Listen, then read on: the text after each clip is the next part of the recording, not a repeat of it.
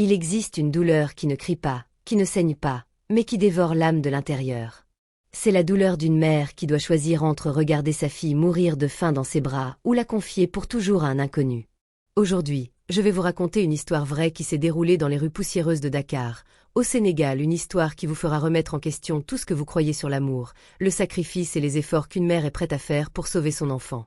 Avant de juger Nadia, la protagoniste de cette histoire, je vous mets au défi de vous mettre à sa place, de sentir le poids de la faim qui ronge l'estomac de sa fille, d'entendre les cris du propriétaire qui frappe à la porte, de voir le regard las d'une enfant qui ne comprend pas pourquoi il n'y a pas de nourriture sur la table. Que feriez-vous? Garderiez-vous la conscience tranquille ou commettriez-vous l'impensable? Accrochez-vous fort, car cette histoire vous fera monter les larmes aux yeux et vous fera repenser au sens du mot sacrifice. Nadia n'avait que 27 ans, mais son visage portait déjà les rides profondes de quelqu'un qui avait connu les vraies difficultés de la vie. Ses yeux marron foncé, qui brillaient autrefois de rêve et d'espoir, ne reflétaient plus que lassitude et une tristesse infinie. Elle vivait dans l'un des quartiers les plus pauvres de Dakar, où les maisons en briques rouges entassées formaient un labyrinthe de misère, où des enfants pieds nus couraient au milieu de poules décharnées et d'ordures amoncelées dans les rues poussiéreuses.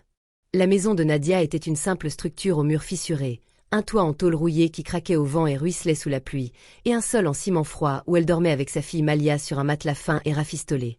Là, point de luxe, pas même le confort de base, juste 4 murs qui les protégeaient à peine de la cruauté du monde extérieur. 6 mois auparavant, tout avait basculé lorsque Bakary, son mari, avait été écrasé par des poutres en fer lors d'un accident de chantier. Il était maçon, travaillant du lever au coucher du soleil, transportant des sacs de ciment et grimpant sur des échafaudages périlleux pour gagner 300 francs par jour, une somme dérisoire qui couvrait à peine le riz et l'huile. À sa mort, il n'y eut ni assurance, ni indemnisation, juste un corps brisé que Nadia dut enterrer avec l'argent emprunté à ses voisins. Depuis, elle était seule avec Malia, sa fille de 4 ans, une fille à la peau sombre et brillante, aux grands yeux curieux et au sourire qui illuminait autrefois même les jours les plus sombres. Mais à présent, ce sourire s'effaçait, remplacé par une expression de confusion et de tristesse qu'aucun enfant ne devrait connaître. Les dettes commencèrent à s'accumuler comme des nuages noirs avant l'orage. D'abord la facture d'électricité, que Nadia ne pouvait pas payer. Le courant fut donc coupé, et ils vécurent dans l'ombre, éclairés seulement par des bougies bon marché qui emplissaient la maison d'une fumée noire.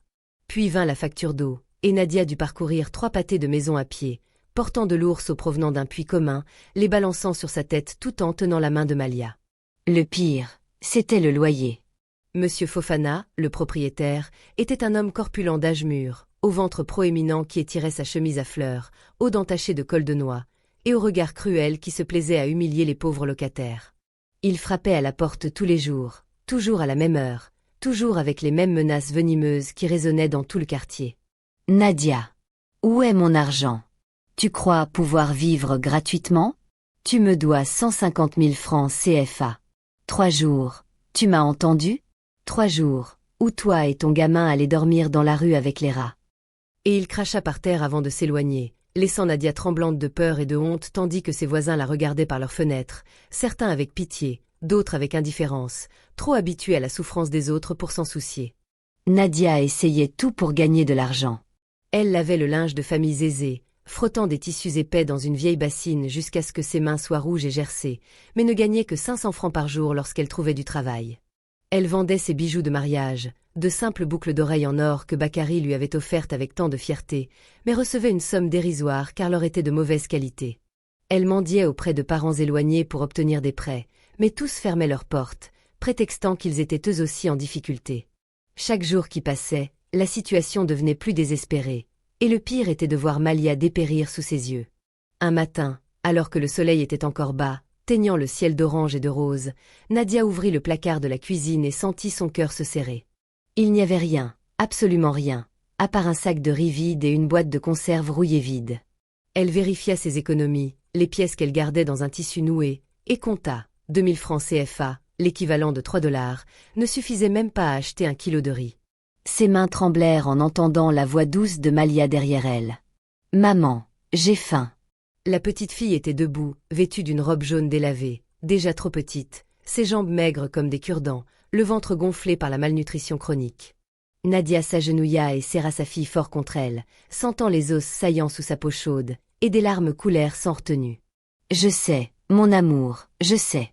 Maman trouvera un moyen, je te le promets. Mais elle ignorait comment tenir cette promesse. Elle fit bouillir de l'eau avec un peu de sucre et la donna à boire à Malia, faisant semblant que c'était une soupe spéciale. La fillette la mangea docilement, même si ses yeux trahissaient qu'elle savait que ce n'était pas de la vraie nourriture. Nadia serra sa fille dans ses bras et se mit à chanter une berceuse que sa propre mère chantait, une mélodie wolof mélancolique où une mère implore le ciel de protéger ses enfants. Tout en chantant, elle se demandait si un dieu exauçait ses prières ou s'ils avaient abandonné ce coin oublié du monde. C'est à cet instant précis de désespoir absolu que quelque chose d'extraordinaire et de terrible se produisit. Le rugissement d'un moteur puissant et régulier rompit le silence du quartier pauvre, un bruit si étrange que les enfants cessèrent de jouer et que les adultes sortirent de chez eux pour voir ce que c'était. Une Mercedes-Benz. Noire rutilante, si propre et polie qu'elle reflétait le soleil comme un miroir, s'arrêta juste devant l'humble demeure de Nadia, soulevant un nuage de poussière rouge. La portière arrière s'ouvrit et une femme en sortit, comme venue d'un autre monde, une apparition de richesse et de pouvoir au cœur d'une pauvreté extrême.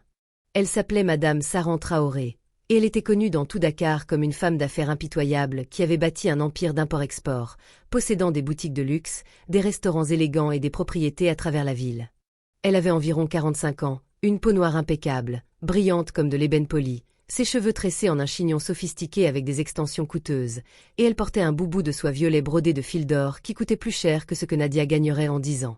Ses doigts étaient couverts de bagues en or et en diamants, son cou arborait de lourds colliers et ses poignets teintaient de « Il existe une douleur qui ne crie pas, qui ne saigne pas, mais qui dévore. » L'âme de l'intérieur. C'est la douleur d'une mère qui doit choisir entre regarder sa fille mourir de faim dans ses bras ou la confier pour toujours à un inconnu.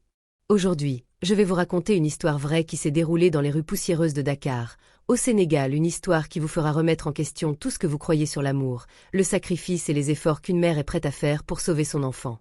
Avant de juger Nadia, la protagoniste de cette histoire, je vous mets au défi de vous mettre à sa place, de sentir le poids de la faim qui ronge l'estomac de sa fille, d'entendre les cris du propriétaire qui frappe à la porte, de voir le regard las d'une enfant qui ne comprend pas pourquoi il n'y a pas de nourriture sur la table. Que feriez-vous? Garderiez-vous la conscience tranquille ou commettriez-vous l'impensable? Accrochez-vous fort, car cette histoire vous fera monter les larmes aux yeux et vous fera repenser au sens du mot sacrifice. Nadia n'avait que 27 ans, mais son visage portait déjà les rides profondes de quelqu'un qui avait connu les vraies difficultés de la vie. Ses yeux marron foncé, qui brillaient autrefois de rêve et d'espoir, ne reflétaient plus que lassitude et une tristesse infinie. Elle vivait dans l'un des quartiers les plus pauvres de Dakar, où les maisons en briques rouges entassées formaient un labyrinthe de misère, où des enfants pieds nus couraient au milieu de poules décharnées et d'ordures amoncelées dans les rues poussiéreuses. La maison de Nadia était une simple structure aux murs fissurés, un toit en tôle rouillée qui craquait au vent et ruisselait sous la pluie, et un sol en ciment froid où elle dormait avec sa fille Malia sur un matelas fin et rafistolé. Là, point de luxe, pas même le confort de base, juste 4 murs qui les protégeaient à peine de la cruauté du monde extérieur. 6 mois auparavant, tout avait basculé lorsque Bakary, son mari, avait été écrasé par des poutres en fer lors d'un accident de chantier. Il était maçon, travaillant du lever au coucher du soleil, transportant des sacs de ciment et grimpant sur des échafaudages périlleux pour gagner 300 francs par jour, une somme dérisoire qui couvrait à peine le riz et l'huile. À sa mort, il n'y eut ni assurance, ni indemnisation, juste un corps brisé que Nadia dut enterrer avec l'argent emprunté à ses voisins. Depuis, elle était seule avec Malia, sa fille de 4 ans, une fille à la peau sombre et brillante, aux grands yeux curieux et au sourire qui illuminait autrefois même les jours les plus sombres. Mais à présent, ce sourire s'effaçait, remplacé par une expression de confusion et de tristesse qu'aucun enfant ne devrait connaître. Les dettes commencèrent à s'accumuler comme des nuages noirs avant l'orage. D'abord la facture d'électricité, que Nadia ne pouvait pas payer. Le courant fut donc coupé, et ils vécurent dans l'ombre, éclairés seulement par des bougies bon marché qui emplissaient la maison d'une fumée noire. Puis vint la facture d'eau, et Nadia dut parcourir 3 pâtés de maison à pied, portant de l'ours au provenant d'un puits commun, les balançant sur sa tête tout en tenant la main de Malia. Le pire, c'était le loyer. Monsieur Fofana, le propriétaire, était un homme corpulent d'âge mûr, au ventre proéminent qui étirait sa chemise à fleurs, aux dents tachées de colle de noix, et au regard cruel qui se plaisait à humilier les pauvres locataires. Il frappait à la porte tous les jours, toujours à la même heure, toujours avec les mêmes menaces venimeuses qui résonnaient dans tout le quartier. « Nadia, où est mon argent? Tu crois pouvoir vivre gratuitement? Tu me dois 150 000 francs CFA. 3 jours, tu m'as entendu? 3 jours, ou toi et ton gamin allez dormir dans la rue avec les rats. Et il cracha par terre avant de s'éloigner, laissant Nadia tremblante de peur et de honte tandis que ses voisins la regardaient par leurs fenêtres, certains avec pitié, d'autres avec indifférence, trop habitués à la souffrance des autres pour s'en soucier. Nadia essayait tout pour gagner de l'argent. Elle lavait le linge de familles aisées, frottant des tissus épais dans une vieille bassine jusqu'à ce que ses mains soient rouges et gercées, mais ne gagnait que 500 francs par jour lorsqu'elle trouvait du travail. Elle vendait ses bijoux de mariage, de simples boucles d'oreilles en or que Bakary lui avait offertes avec tant de fierté, mais recevait une somme dérisoire car leur était de mauvaise qualité. Elle mendiait auprès de parents éloignés pour obtenir des prêts, mais tous fermaient leurs portes, prétextant qu'ils étaient eux aussi en difficulté. Chaque jour qui passait, la situation devenait plus désespérée, et le pire était de voir Malia dépérir sous ses yeux. Un matin, alors que le soleil était encore bas, teignant le ciel d'orange et de rose, Nadia ouvrit le placard de la cuisine et sentit son cœur se serrer. Il n'y avait rien, absolument rien, à part un sac de riz vide et une boîte de conserve rouillée vide. Elle vérifia ses économies, les pièces qu'elle gardait dans un tissu noué, et compta, 2000 francs CFA, l'équivalent de 3 $, ne suffisait même pas à acheter un kilo de riz. Ses mains tremblèrent en entendant la voix douce de Malia derrière elle. « Maman, j'ai faim. » La petite fille était debout, vêtue d'une robe jaune délavée, déjà trop petite, ses jambes maigres comme des cure-dents, le ventre gonflé par la malnutrition chronique. Nadia s'agenouilla et serra sa fille fort contre elle, sentant les os saillants sous sa peau chaude, et des larmes coulèrent sans retenue. « Je sais, mon amour, je sais. Maman trouvera un moyen, je te le promets. » Mais elle ignorait comment tenir cette promesse. Elle fit bouillir de l'eau avec un peu de sucre et la donna à boire à Malia, faisant semblant que c'était une soupe spéciale. La fillette la mangea docilement, même si ses yeux trahissaient qu'elle savait que ce n'était pas de la vraie nourriture. Nadia serra sa fille dans ses bras et se mit à chanter une berceuse que sa propre mère chantait, une mélodie wolof mélancolique où une mère implore le ciel de protéger ses enfants. Tout en chantant, elle se demandait si un Dieu exauçait ses prières ou s'ils avaient abandonné ce coin oublié du monde. C'est à cet instant précis de désespoir absolu que quelque chose d'extraordinaire et de terrible se produisit. Le rugissement d'un moteur puissant et régulier rompit le silence du quartier pauvre, un bruit si étrange que les enfants cessèrent de jouer et que les adultes sortirent de chez eux pour voir ce que c'était. Une Mercedes-Benz précieux bracelet. Mais le plus frappant était son regard, froid et calculateur comme celui d'un prédateur évaluant sa proie, dissimulé derrière un large sourire parfaitement maîtrisé qui n'atteignait pas ses yeux. Elle se dirigea vers la porte de Nadia d'un pas mesuré et assuré, comme quelqu'un habitué à être obéi, et frappa doucement à la porte en bois brisé. Nadia ouvrit la porte, confuse et un peu effrayée, tenant Malia sur sa hanche. « Bonjour, madame », dit Saran d'une voix douce comme du miel, mais avec une autorité indéniable. « Je suis Saran Traoré. Puis-je entrer ?» Nadia, intimidée par la présence imposante de la femme, recula et la laissa entrer dans sa maison miteuse, gênée par la pauvreté qu'elle ne pouvait cacher. Saran regarda autour d'elle avec ce regard froid, examinant chaque détail, les murs fissurés, le plafond qui fuyait, les meubles cassés, puis son regard se posa sur Malia. Son visage s'illumina d'un sourire qui sembla sincère l'espace d'un instant, et elle se pencha à la hauteur de la jeune fille. « Bonjour, princesse », dit-elle doucement en sortant de son sac coûteux une poupée neuve encore dans sa boîte. Une de ces poupées importées qui coûtent une fortune et une grande tablette de chocolat suisse. « Ceci est pour toi. » Malia regarda sa mère pour obtenir la permission, et lorsque Nadia acquiesça timidement, la petite fille accepta les cadeaux avec une joie et un étonnement écarquillés. Elle n'avait jamais rien vu d'aussi beau de sa vie. Elle serra la poupée contre sa poitrine et croqua dans le chocolat. Pour la première fois depuis des semaines, son visage s'illumina d'un sourire sincère. Nadia ressentit un pincement au cœur, réalisant qu'elle n'avait jamais réussi à rendre sa fille aussi heureuse avec quelque chose d'aussi simple. Saran se leva et fit face à Nadia, et à cet instant, le masque de bonté glissa, révélant la femme d'affaires calculatrice qui se cachait sous elle. « Je sais tout de toi, Nadia. Je sais que ton mari est mort, je sais que tu croules sous les dettes, je sais que tu n'as pas d'argent pour manger et que le propriétaire va te mettre à la porte dans 3 jours. Je sais que tu souffres et que ta fille meurt de faim. Je suis venue te faire une offre qui va changer ta vie et la sienne. » Nadia sentit un frisson la parcourir, un mélange d'espoir et de peur. Quel genre d'offre? Sa voix était faible et tremblante. Saran croisa les bras et parla avec une franchise brutale et tranchante. « Je veux adopter Malia. Mon mari et moi ne pouvons pas avoir d'enfant, et j'ai tout ce dont un enfant peut rêver. Une maison avec jardin et piscine, des chauffeurs, des domestiques, une école privée internationale, des voyages à Paris et à Dubaï, des vêtements de marque, des médecins libéraux, un avenir radieux. Tout ce que tu ne pourrais jamais lui offrir. Je l'élèverai comme ma propre fille. Elle aura une éducation, des opportunités, une vie que tu ne peux même pas imaginer. Et pour toi, afin que tu puisses reconstruire ta vie, je paierai 30 millions de francs CFA. Elle marqua une pause pour digérer le poids de ce chiffre. 30 millions de francs, une fortune inimaginable pour quelqu'un comme Nadia. Assez d'argent pour rembourser toutes ses dettes, acheter sa propre maison, créer une entreprise et vivre confortablement pendant des années. Nadia eut l'impression que le sol avait disparu sous ses pieds. Ses mains se mirent à trembler de façon incontrôlable et elle dut s'appuyer contre le mur pour ne pas tomber. « Me demandez-vous de vendre ma fille ?» Sa voix était un murmure horrifié. Saran ne broncha pas, le visage impassible. « Non, je ne vous demande pas de vendre votre fille. Je lui offre une chance de lui offrir une vie meilleure. Regarde autour de toi, Nadia. Regarde cette maison qui s'écroule, la faim dans ses yeux, l'avenir qui l'attend si elle reste avec toi. Pourras-tu l'envoyer à l'école? Pourras-tu lui donner des médicaments quand elle sera malade? Pourras-tu la nourrir tous les jours? Ou grandira-t-elle dans la rue, affamée, peut-être forcée de travailler, ou pire? Tu l'aimes, je le sais. Mais parfois, aimer signifie lâcher prise. C'est sacrifier son propre bonheur pour son enfant.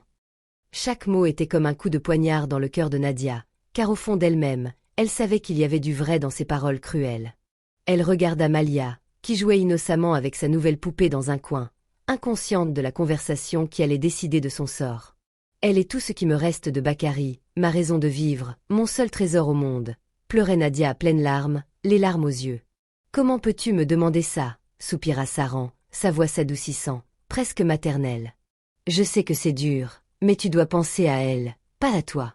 Veux-tu qu'elle t'aime et meure de faim, ou veux-tu qu'elle ait une vraie chance dans la vie? Réfléchis Y. Puis elle sortit une carte de visite de son sac et la posa sur la table cassée. Tu as mon numéro. Quand tu seras prête à parler sérieusement, appelle-moi. Et sur ce, elle sortit de la maison, monta dans sa Mercedes brillante et partit, laissant Nadia debout au milieu de sa maison minable, serrant cette carte comme si c'était une condamnation à mort. Cette nuit fut la plus longue et la plus douloureuse de la vie de Nadia. Allongée à côté de Malia sur le fin matelas, elle regardait sa fille dormir, la nouvelle poupée serrée contre sa poitrine, écoutant sa respiration douce et sentant la chaleur de son petit corps. Des larmes silencieuses ruisselaient sur le visage de Nadia, tandis que 1000 pensées douloureuses envahissaient son esprit. Elle se souvenait du jour de la naissance de Malia, de la première fois où elle avait tenu ce petit bébé dans ses bras et ressenti un amour si intense qu'elle avait cru que son cœur allait éclater, de la joie de Bakary qui avait pleuré et promis de protéger sa famille à jamais, promesse que la mort cruelle avait brisée. Elle se souvenait de chaque premier pas, de chaque premier mot, de chaque rire, de chaque câlin, de chaque instant précieux des 4 dernières années. Comment pouvait-elle tout donner? Comment pouvait-elle vivre en sachant que sa fille était ailleurs, dans les bras d'une autre femme, appelant quelqu'un d'autre, maman? La douleur était physique, comme si on lui arrachait le cœur de sa poitrine encore palpitante. Mais elle repensa alors à la faim constante dans les yeux de Malia, au gargouillement de son ventre la nuit, à la fois où sa fille s'était évanouie de faiblesse et où Nadia n'avait pas les moyens de l'emmener chez le médecin, aux nuits froides où il n'y avait pas assez de couverture et où elle serrait sa fille contre elle, essayant de la réchauffer de sa propre chaleur. Elle pensa à l'avenir qui attendait Malia si elle restait là, sans éducation, sans perspective, répétant probablement le cycle de la pauvreté, peut-être même pire, car elle avait vu ce qui arrivait aux belles filles pauvres de ce quartier.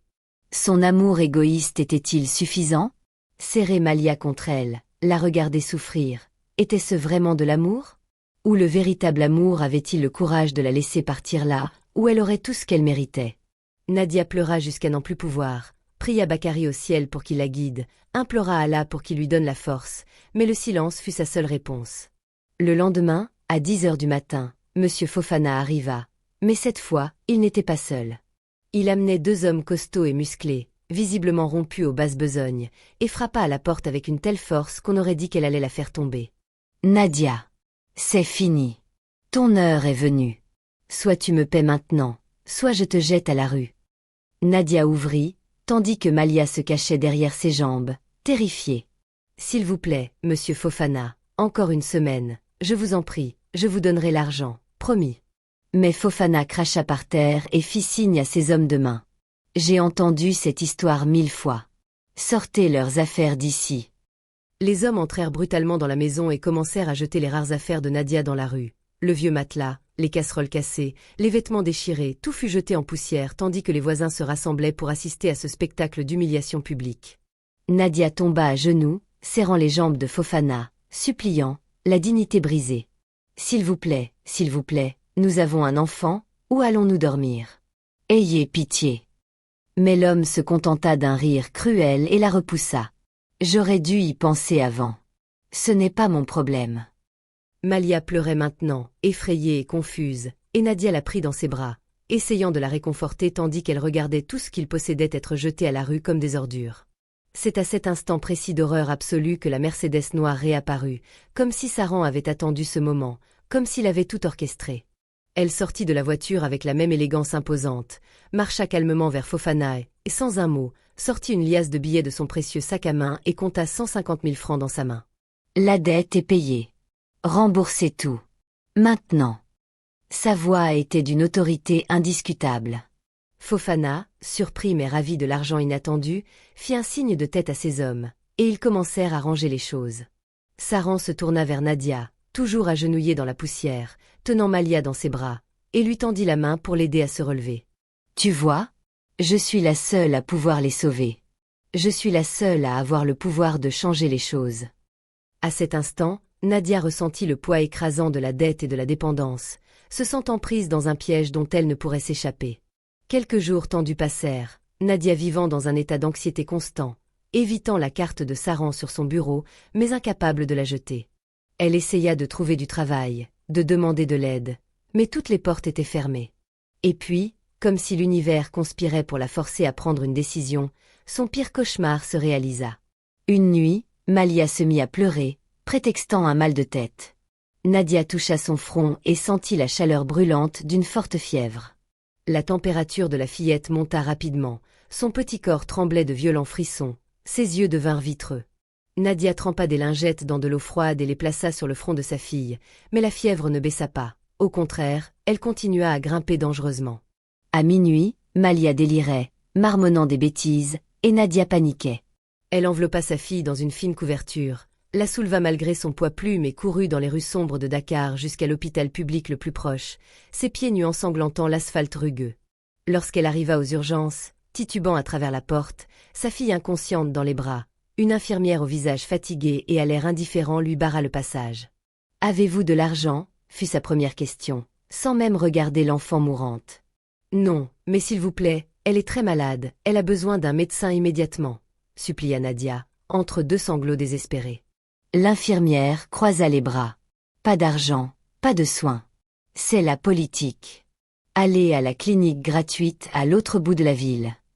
Mais Nadia savait que la clinique gratuite était fermée pour la nuit et que sa fille n'avait pas le temps. S'il vous plaît, je vous en prie, ce n'est qu'une enfant. Ne la laissez pas mourir. D'autres membres du personnel la rejoignirent, tous réagissant avec la même froideur bureaucratique, tous indifférents à la souffrance évidente qui les attendait.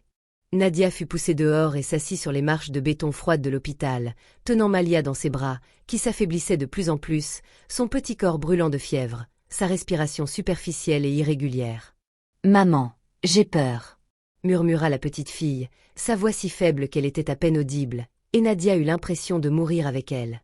Les mains tremblantes au point de pouvoir à peine tenir le téléphone, Nadia sortit le portable cassé de sa poche et composa le numéro inscrit sur la carte de Saran.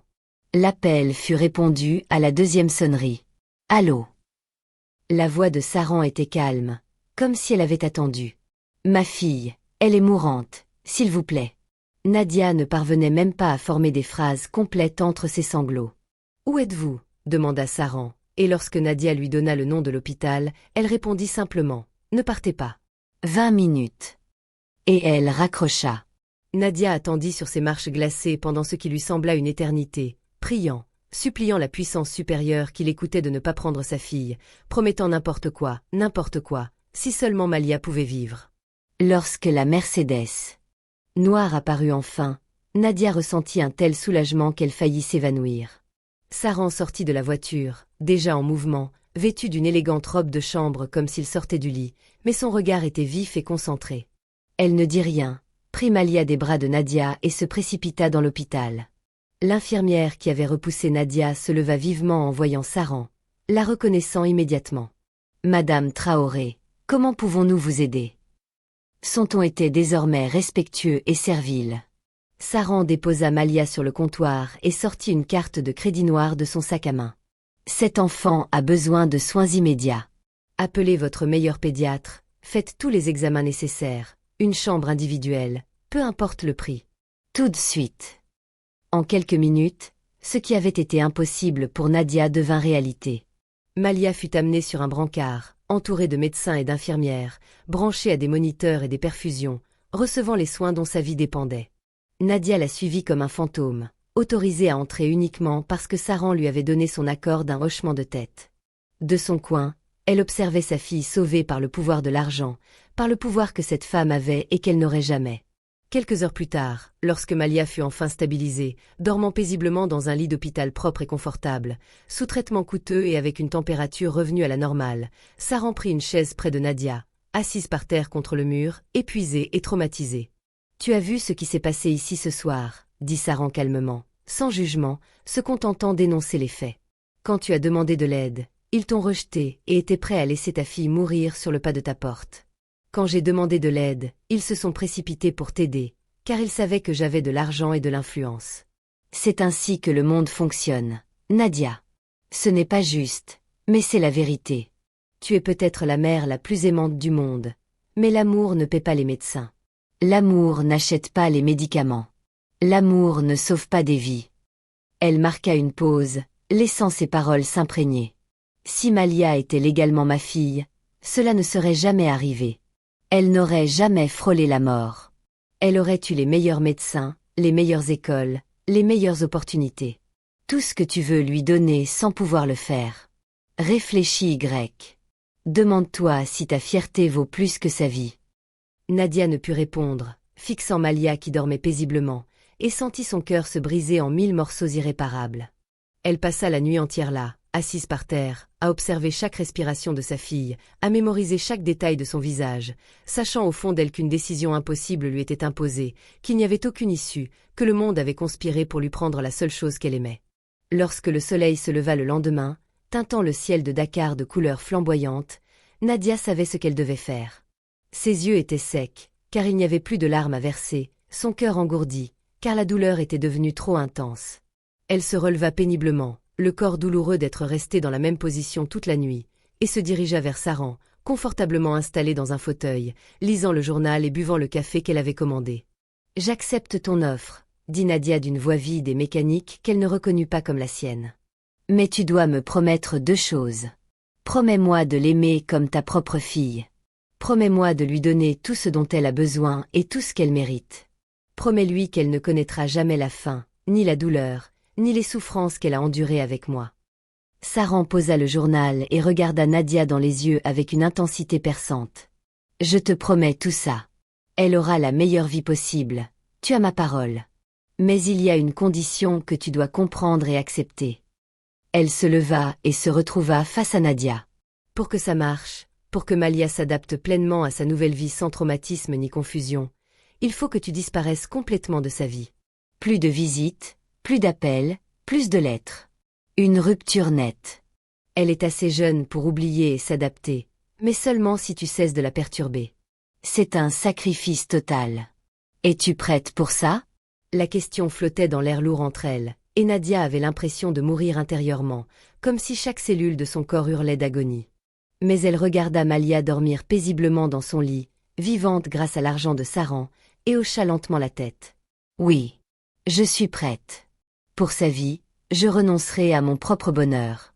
Je renoncerai à tout. » Et à cet instant, elle eut l'impression que son âme avait été arrachée de son corps, ne laissant qu'une coquille vide. Le dimanche suivant était fixé comme date du transfert définitif. Saran avait préparé tous les documents d'adoption, soudoyé les fonctionnaires nécessaires pour accélérer la procédure qui prendrait normalement des mois, et tout fut organisé avec l'efficacité froide d'une transaction commerciale. À 15 heures, heure convenue, la Mercedes noire s'arrêta de nouveau devant la maison de Nadia. Malia, rétablie et pleine d'énergie grâce aux soins médicaux, jouait dans le petit jardin en terre battue, construisant des châteaux imaginaires avec des pierres et des brindilles, complètement inconsciente de ce qui allait se passer. Nadia l'observait de loin, essayant de graver à jamais chaque mouvement, chaque sourire, chaque rire de sa fille dans sa mémoire, car elle savait que ce seraient les dernières heures qu'elles passeraient ensemble. Saran sortit de la voiture vêtue d'un autre boubou luxueux, bleu roi cette fois, et emporta une grande valise remplie de vêtements neufs et de jouets pour Malia. « Tu es prête ?» demanda-t-elle doucement, mais Nadia savait que ce n'était pas vraiment une question, juste une formalité. Personne n'est jamais prêt à s'arracher le cœur. Nadia hocha la tête et s'approcha de Malia qui jouait. Elle s'agenouilla dans la terre rouge, sans se soucier de salir ses vêtements, et ouvrit les bras. « Malia, viens voir maman, mon amour. » La petite fille se jeta dans ses bras avec cette joie pure que seuls les enfants éprouvent, et Nadia la serra si fort dans ses bras qu'elle craignit de lui faire mal, mais elle ne put la lâcher. Elle enfouit son visage dans les doux cheveux bouclés de Malia, respirant son parfum, ce doux parfum d'enfant mêlé au savon bon marché qu'ils utilisaient pour le bain, essayant de l'imprimer à jamais dans sa mémoire, car elle savait qu'elle ne le sentirait plus jamais. Des larmes brûlantes commencèrent à couler silencieusement sur le visage de Nadia, tandis qu'elle serrait sa fille comme si elle pouvait fusionner leur corps, comme si elle pouvait porter Malia en elle à nouveau et ne plus jamais la lâcher. « Maman t'aime plus que tout au monde et dans tous les autres mondes, le sais-tu ? Maman t'aime plus que la vie elle-même, plus que la respiration, plus que tout ce qui existe, » murmura Nadia en tremblant, la voix brisée à chaque mot. « Tu es ma princesse, mon trésor, ma raison d'être. N'oublie jamais que ta maman t'aime, même si tu ne me vois pas, même si le temps passe, maman t'aimera toujours, toujours. » Malia, encore trop jeune pour comprendre pleinement ce qui se passait, ressentit l'intensité émotionnelle du moment et ses grands yeux se remplirent de larmes de confusion. « Maman, pourquoi pleures-tu? Es-tu triste ?» Nadia força un sourire à travers ses larmes, essuyant ses joues humides du revers de sa main sale. « Non, mon amour, ce sont des larmes de bonheur parce que tu auras une belle vie, tu vivras dans une grande maison, tu auras plein de jouets, tu iras dans une belle école. Tu seras si heureuse. » Mais intérieurement, elle mourait. Chaque mot qui sortait de sa bouche était comme avalé du verre brisé. Saran s'approcha lentement, sachant qu'elle devait en finir avant que la douleur ne s'aggrave. Elle tendit les bras à Malia avec un sourire chaleureux et engageant. « Viens, princesse. Allons dans ta nouvelle maison. Il y a une chambre à toi avec un lit de princesse et plein de poupées qui t'attendent. » Les yeux de Malia s'illuminèrent de l'innocence de l'enfance, excitée par la promesse de belles choses qu'elle n'avait jamais eues, inconsciente qu'elle était arrachée à sa mère pour toujours. Nadia libéra sa fille lentement, chaque centimètre de séparation lui causant une douleur physique dans la poitrine. Malia fit quelques pas vers Saran, mais s'arrêta et regarda en arrière. « Maman vient aussi. » Nadia sentit son cœur imploser. Elle baissa la tête pour que Malia ne voie pas les larmes couler comme une pluie. « Non, mon amour. Maman doit rester ici. Mais tu seras si heureuse, tu verras. Vas-y et sois la plus belle et la plus intelligente fille du monde. » Malia hésita, confuse, mais Saran prit doucement sa petite main et la guida vers la voiture. Le chauffeur avait déjà placé la valise dans le coffre et tenait la portière ouverte. Saran souleva Malia et l'installa sur le siège en cuir souple, bouclant sa ceinture de sécurité autour de son corps menu. La jeune fille regarda par la fenêtre, saluant Nadia de sa petite main, toujours souriante, car elle ne comprenait pas que c'était un adieu définitif, que c'était le dernier moment où elle verrait sa mère. Nadia lui rendit son salut, esquissant un sourire forcé, le visage baigné de larmes, le corps secoué de sanglots silencieux qu'elle tentait de contenir pour ne pas effrayer sa fille. La portière se referma dans un bruit sourd, comme un couvercle de cercueil. Le moteur de la Mercedes se mit à ronronner doucement, ce son luxueux qui semblait se moquer de la pauvreté environnante. Nadia fit quelques pas vers la voiture, ses pieds avançant seuls comme si son corps refusait d'accepter la décision de son esprit. Elle posa ses mains sur la vitre, essayant de toucher Malia une dernière fois, même à travers la vitre froide. Malia pressa sa petite main contre le côté opposé de la vitre, l'alignant avec celle de Nadia, et à cet instant, Nadia eut l'impression de mourir, comme si son cœur lui était arraché de la poitrine alors qu'il battait encore. La voiture se mit à avancer lentement, et Nadia se mit à marcher à côté d'elle, puis à courir tandis qu'elle accélérait, dévalant le chemin de terre, soulevant de la poussière rouge. Ses jambes, affaiblies par la faim, la portaient à peine, mais elle courut quand même, poursuivant cette voiture noire qui lui prenait la seule chose qu'elle aimait au monde. « Malia! Malia !» Elle hurla, sa voix rauque et désespérée résonnant dans tout le quartier, forçant les voisins à fuir pour assister à cette scène de pure tragédie humaine. Mais la voiture accéléra encore plus vite, ses roues luxueuses patinant sur la pauvre terre, soulevant un nuage de poussière qui recouvrit Nadia comme un linceul. En quelques secondes, elle tourna au coin de la rue et disparut. Nadia continua de courir jusqu'à ce que ses jambes lui cèdent et qu'elle tombe à genoux au milieu de la rue poussiéreuse, les mains crispées sur le vide où se trouvait la voiture quelques secondes plus tôt. Elle hurla, un cri primaire de pure douleur qui jaillissait du plus profond de son âme brisée, un cri qui portait toute la souffrance d'une mère qui venait de perdre son enfant, un cri qui faisait s'envoler les oiseaux des arbres de peur et pleurer les enfants de peur. Elle s'écroula complètement au sol, la joue collée à la terre chaude et sale, son corps secoué de sanglots violents qui semblaient ne jamais cesser, ses doigts s'enfonçant dans la terre comme si elle pouvait creuser un tunnel jusqu'à sa fille, comme si elle pouvait défaire ce qui venait de se passer. Des voisines s'approchèrent lentement, des femmes âgées qui avaient vu tant de souffrance dans leur vie et qui avaient reconnu cette douleur particulière. Elles aidèrent Nadia à se relever, la tenant par les bras car ses jambes ne la soutenaient plus, et la ramenèrent à sa maison vide. Elles l'assirent par terre, faute de meubles décents, et l'une d'elles apporta de l'eau. Mais Nadia ne put boire, ne put rien faire d'autre que fixer le coin où Malia jouait, où restaient quelques cailloux et brindilles disposés depuis la dernière fois qu'elle y avait joué. La maison, déjà misérable, ressemblait maintenant à un mausolée, chaque recoin résonnant de souvenirs de rires et de berceuses, du bruit de petits pas courants sur le sol en ciment, et de la voix aiguë qui criait « Maman !» Maman ! La vieille poupée rafistolée avec laquelle Malia dormait avant qu'elle et la nouvelle traînaient dans un coin, oubliée. Nadia la ramassa et la serra contre sa poitrine, la berçant comme un bébé, chantant cette même berceuse wolof d'une voix brisée, les larmes coulant à flots. Les voisins restèrent auprès d'elle jusqu'au coucher du soleil, peignant le ciel d'orange et de rouge comme si la nature elle-même saignait, puis ils partirent un par un, laissant Nadia seule avec son incompréhensible chagrin. Cette nuit-là, elle ne dormit pas, ne mangea pas, ne bougea pas de ce coin, serrant simplement la vieille poupée dans ses bras et pleurant jusqu'à ce qu'il ne reste plus rien en elle, jusqu'à ce qu'elle ne soit plus qu'une coquille vide. Elle regarda l'enveloppe que Saran avait laissée sur la table, cette enveloppe marron pleine de billets qui, théoriquement, changerait sa vie, qui paierait ses dettes et lui offrirait un nouveau départ, mais elle ne vit que du sang, le prix de sa fille, 30 pièces d'argent pour sa trahison finale. Elle n'a pas touché à l'argent cette nuit-là, ni dans les jours qui ont suivi, car chaque fois qu'elle le regardait, elle se sentait malade et horrifiée par elle-même. Les semaines se transformèrent en mois, et Nadia vécut plus qu'elle n'existait. Elle finit par utiliser une partie de l'argent pour rembourser toutes les dettes qui l'étouffaient, se sentant sale à chaque fois qu'elle touchait ses factures tachées du souvenir de sa fille. Elle achetait à manger, mais pouvait à peine manger, car tout avait un goût de cendre et de culpabilité.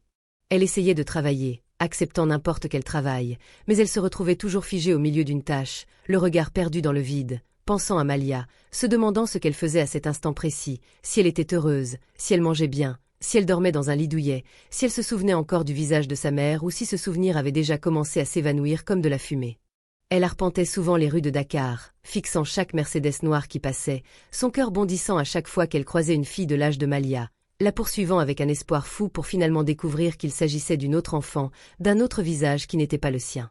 Un jour, elle se rendit au manoir de Saran, dont elle avait trouvé l'adresse en se renseignant, et resta debout devant le haut mur, contemplant le portail en fer forgé, imaginant sa fille jouer dans le jardin. Mais elle ne pouvait se résoudre à sonner, car elle avait promis de disparaître complètement de la vie de Malia, et une promesse faite par une mère est sacrée, même lorsqu'elle vous tue intérieurement. Parfois, tard le soir, lorsque le monde était silencieux et sombre, elle parlait à Bakary comme s'il était encore en vie, lui demandant pardon de n'avoir pas protégé leur fille, expliquant en larmes qu'elle avait fait ce qu'elle pensait être le mieux, qu'elle avait choisi la vie de Malia plutôt que son propre bonheur, qu'elle espérait qu'il la comprendrait et ne la détesterait pas là où il était. Elle gardait la vieille poupée de Malia sous son oreiller et chaque nuit, elle la serrait contre elle, ce morceau de tissu usé étant le seul lien physique qui lui restait avec sa fille disparue.